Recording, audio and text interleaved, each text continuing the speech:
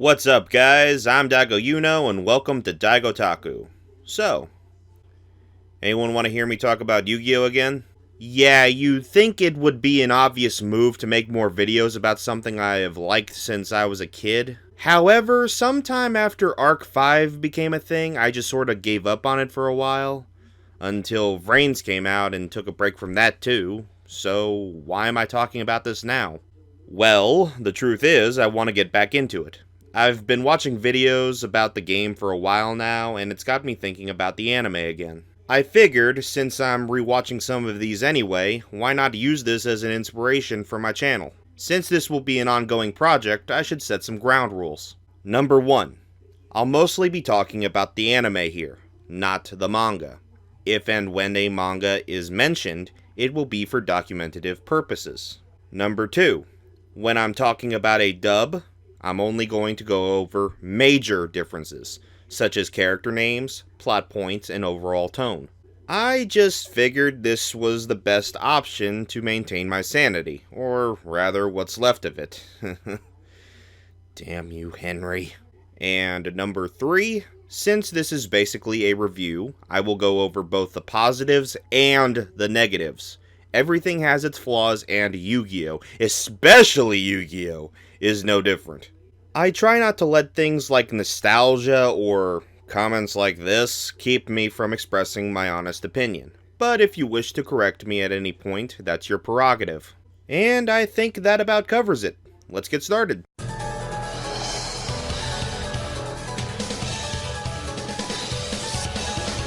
Most of us already know about the Duel Monsters anime thanks to our love-hate relationship with 4Kids. However, it wasn't the first adaptation of the manga. Oh, no. See, that honor goes to what we know as Season 0, which is weird since it technically doesn't connect to Duel Monsters when you think about it, but we'll get to that later. Having aired between April 4th and October 10th in 1998, it was produced by Toei Animation and is loosely based on the first 59 chapters of Kazuki Takahashi's manga of the same name, Yu-Gi-Oh! Brought to you by a subsidiary of Doi Incorporated. It was directed by Hiroyuki Kakudo, who would later do work on the Digimon series, even directing the X-Evolution movie. As for the writers, well, that one's a little tricky. Wikipedia only credits Toshiki Inoue, however my anime lists Kenichi Kanemaki as having done the script. And then there's ANN, which has 4 writing credits, 2 of which I already mentioned, so if anyone is willing to clear things up here, I'd appreciate it. The biggest difference you'll notice about both shows is how the card game is utilized. In Duel Monsters, it's the main focus, while in Season 0, it's just a recurring plot point. But Daigo, if the card game isn't that important in Season 0, what is, I hear some of you asking? Well, the answer lies within the title itself, Yu-Gi-Oh! When translated, it comes out as King of Games, or just Game King if you want to get technical. This is important since Takahashi himself loves games, especially of the tabletop variety. In fact, Duel Monsters, originally called Magic and Wizards, was first made to be a reference to Magic the Gathering, at least until it was changed to avoid legal issues. However, after Shueisha received tons of fan mail about the game, Takahashi decided to expand on it, which eventually led to the multi-million-dollar franchise we know nowadays. Unlike other entries to the series, Season 0 supposedly got very little fanfare at the time of its release, and was cancelled after the Monster World arc. Every other entry tends to have a lengthy production and even gets an official dub. They're even watchable on the official website and some legal streaming platforms if that's your thing. The original manga was translated and is easily accessible nowadays, and every spin-off to this day, barring a few exceptions, has found its way here in the States thanks to Viz. The fact it's the only anime in the franchise you have to watch illegally actually makes it more interesting. Like it's this skeleton in Toei's closet that they just want to forget about, but can't because everyone talks about it behind their back. I personally have not read the manga, shock of all shocks, but I have heard about how dark it could get, and the anime isn't without these moments itself. Since Miho, who was originally a minor character, is now part of the main cast though, this adaptation is technically not canon. But then again, most Yu-Gi-Oh properties barely resemble their counterparts from what I've seen, so I can let this slide. I might look at the manga one of these days, but for now, let's just go over the anime and see how it is. There will be some spoilers ahead, but I'm sure you already knew that. Alright, I'm done stalling. It's game time.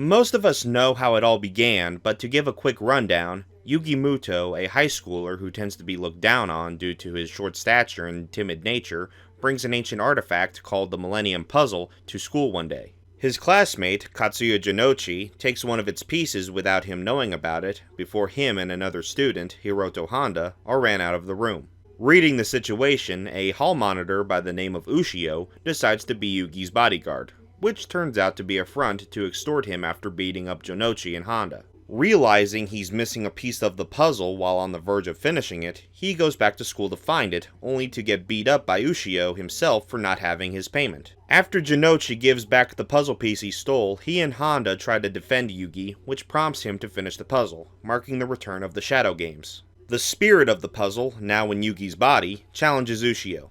Despite being defeated, Yugioh tries to cheat, being punished by Yugi soon after, leaving him a crying mess. Jinochi reconciles with and officially befriends Yugi, leading to the events that follow in the rest of the series. I know I kinda butchered it, but that's basically what happened. This isn't a negative thing, mind you, but one thing you'll notice about the show is its mostly episodic nature. The major source of the conflict is introduced at the start, the characters react to it, the episode's villain gets involved, and Yami beats them. For the most part. Kaiba plays a pretty decent role in the plot, being the first character to escape being punished by Yugi, as well as calling on the 4 Game Masters, who had their own array of skills that gave the group a run for their money. Mokuba's also a lot creepier than how we know him in Duel Monsters, and is apparently really good at games. Almost as good as Kaiba even. Then there was Bakura, who was arguably more dangerous than Kaiba. Yes, more dangerous than Seto. I'm going to make a deadly theme park to exact my petty revenge, Kaiba. Did I forget to mention he indirectly killed his dad? I always wondered what happened to him before Duel Monsters. Moving on.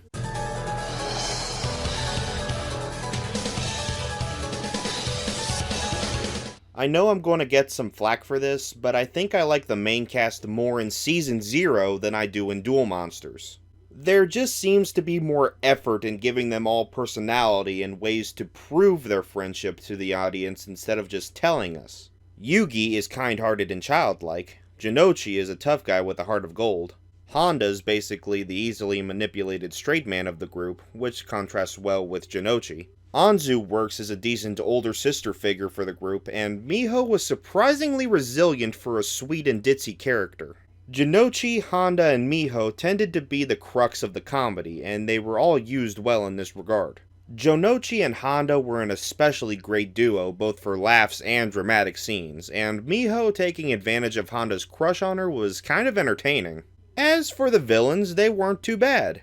Kaiba was evil. He had people beat up over trading cards, sicked his game masters on Yugi, and did I already mention the theme park full of death traps disguised as games? Speaking of the game masters, they were kinda cool. Each one had their own little quirks that made each of their focus episodes all the more entertaining. I'd say the last 2 were better writing-wise due to their connection to the main cast, but overall, they were a decent group. Bakura is about the same as his Duel Monsters counterpart, with his normal side being more friendly and non-confrontational, while his darker side is... yeah.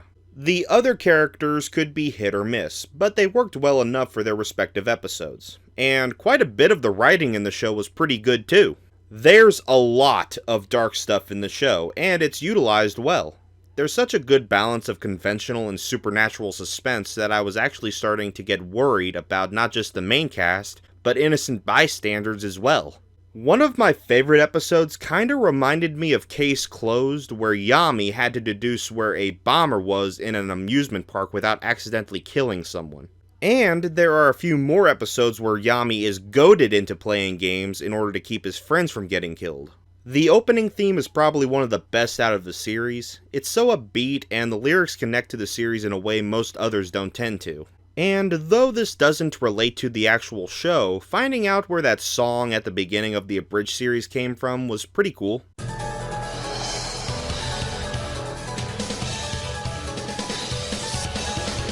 Wait, what? I thought the positives would take longer to do. What the fuck is this shit? Glad you asked, painful to voice Batman wannabe, because honestly, there's a lot about this show that kind of sucks. Everything sounds fine enough, but the soundtrack is so lacking. I swear I only heard like 4 or 5 songs during the entire show, and only a couple of them were used properly. Hyperbole aside, the intermission jingles were pretty good. So good in fact, I'm using one of them for my own transitions in this video. And the track used during Yugioh's transformation was great too. But some song choices took me out of an episode every so often due to how inappropriate they were for some scenes. Yami's penalties sometimes felt underwhelming. The fortune teller's was especially lacking due to his stalker-like obsession with Anzu. I really wanted this guy to get his comeuppance, and to see Yami actually go easy on him compared to everyone else was just very disappointing. I also wish we got more of Mokuba and Shadi in the show. This more creepier version of Mokuba, while fine in the grand scheme of things, felt underutilized. And since shadow games were a lot more frequent here than in Duel Monsters, Shadi becoming more of a supporting character would have made for some good and well-needed developments. Him knowing more about the Millennium items alone would have been a good excuse to have him interact with Yugi and his friends more, especially Anzu since she had a thing for Yami and all. Some episodes also end pretty abruptly. Sure, there's always a resolution, but the aftermath feels like an afterthought at times. I think all of this is related to the cuts and rewrites they made from the source material to get this show off the ground. Even if it isn't, it's still kinda dumb, since it leaves quite a few of these scenarios open for interpretation, and not in the good way. Speaking of cutting corners, the art and animation are really rough looking. I know this is an old show, but this was made in 1998, the same year as Cowboy Bebop for God's sake. I already know there's someone in the comments complaining about how I shouldn't be making comparisons between one studio show to another, so here's a better and more spicier take. Toei Animation, the studio behind this series, also works on Dragon Ball, from the original adaptation to Super Now, even GT, which came out a couple of years before this. I know standards were much different back then, but that isn't a good excuse for poor quality when you consider that small bit of the studio's history, and just makes it worse if you ask me. Colors and lighting seem overexposed at times, body proportions can get pretty wonky, and the animation, while not terrible, doesn't do these aspects much favors. It got more tolerable as it progressed, and some scenes do their job alright, but it still hasn't aged well. If you can handle it, that's fine. I did too. But there is clearly something wrong when GT of all things comes off as better. And this is coming from someone who kind of likes GT.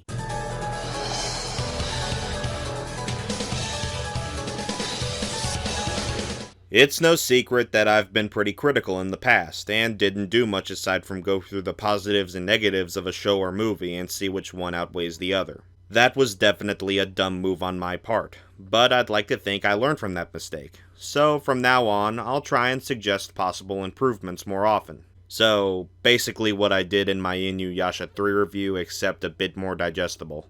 Anyway, let's see here. Well, for starters, the art and animation could use a bit of a tune-up, maybe dim down the lighting and make sure Yugi's hand doesn't look like it was put through a taffy puller, among other things. Put just a bit more effort into the music, and if you are going to reuse tracks, make sure they don't sound comical. This is Yugioh, not Scary Movie 2. As far as the writing goes, go back and give the fortune teller plus anyone else I missed a more fitting penalty. And in Mokuba and Shadi's case, give them more to do in the show. Maybe Shadi could stop by the game shop and start working part-time there, play games with the Mutos every so often, and he could even act like a mentor to Yugi.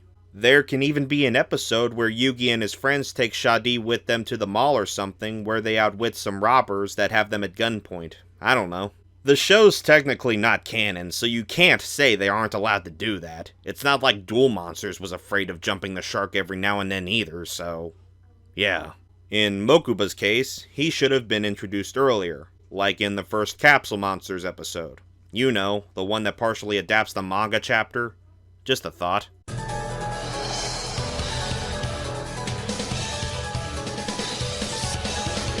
I know I have pretty mixed feelings about Season 0, but the truth is, I kind of like it. There's definitely a lot that could have been improved on, but it's quite clear this show wasn't Toei's biggest priority.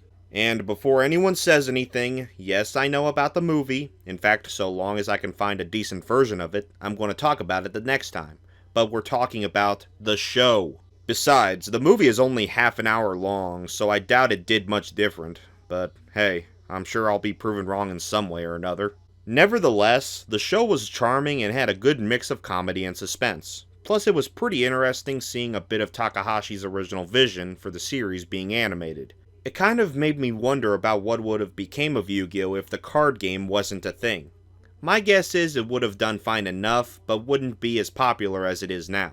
Enough people outside of Japan know about the show now that it's basically a cult classic, and I'd say that's enough to check it out on its own. But there's also the characters and writing to take into consideration. You can tell right away Yugi and the gang are close, and it's that friendship that drives their actions throughout. And even though it fumbled every now and then, it wasn't afraid to explore some harrowing subjects such as manipulation, corruption, and even cultism. It's not just an important piece of anime history, but animation as a whole, and though I have my issues with it, I recommend it not only to fans of the franchise, but anyone watching right now. Like I said before, it isn't available legally, and though this is frowned upon by certain members of the community, I suggest doing whatever you can to find and watch it. And if you're interested in hearing these characters in English, be sure to stop by Team Millennium Productions and give them some feedback. Though it isn't the best in the world and probably won't be completed for who knows how long, I think it's worth checking out, and I'm sure they'd appreciate the input. So, what do you guys think? Are you interested in watching Season 0? And if you've already seen it, what are your thoughts on it? Should I have been more hard on it, or do you think I was too harsh? I try and stay active in the comments when I can, so don't be afraid to tell me what you think. Who knows, you may just change my mind. Anyway, that'll do it for this video. Again, this will be an ongoing thing, and I'll be covering more Yu-Gi-Oh! Anime in the future, so be sure to watch out for that and some other stuff, and I'll catch you on the next one. It appears he has finally made his move. I hope you're ready, Daigo, because I'm coming for you. Ah ha ha ha ha ha ha ha. Ah ha ha ha ha.